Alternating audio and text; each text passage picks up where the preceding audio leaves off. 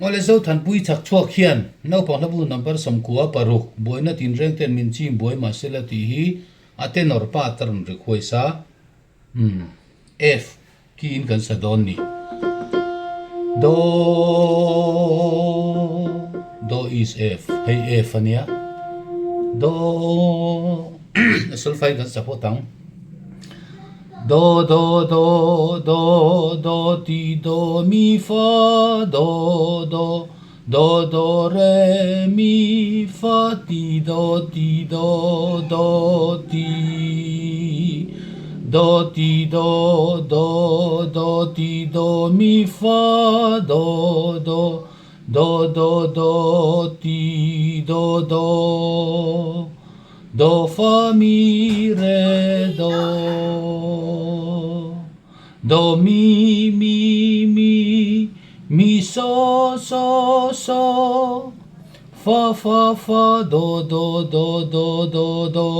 ti do mi so fa do ti kha ni he tiang hi .com hi akat kan ti kha fa ti tur he hi chu dot jingot chu khat lo fa do ti lo tur fa do ani mai tu na ala thu in Buaina tinreng ten min chim buai ma sela ka tin lung thuk taka chuan chun le zanin Buaina tinreng ten min chim buai ma sela ka tin lung thuk taka chuan chun le zanin Krista ka omem ti ka ngai tua in min ron tha muan Krista lungpui nge chuanin do fa mi re do lungpui nge chuanin lungpui nge chu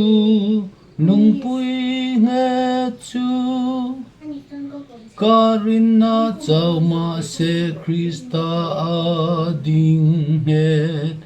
lungpui nge chu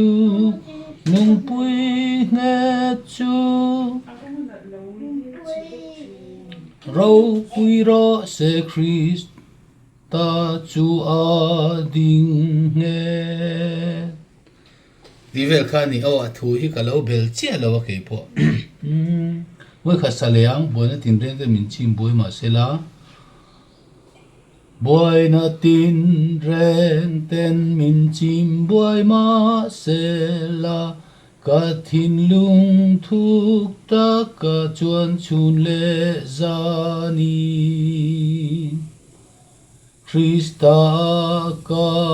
omem ti ka ngai tua in min ron tha muan Krista lungpui nge chuanin lungpui nge chu Karina chau ma se Krista ading het lungpui nge chu rau pui ro se Krista chu ading het ka tiang vel khani ti khani du tok phot mayang Zothanpuii Chhakchhuak in question ni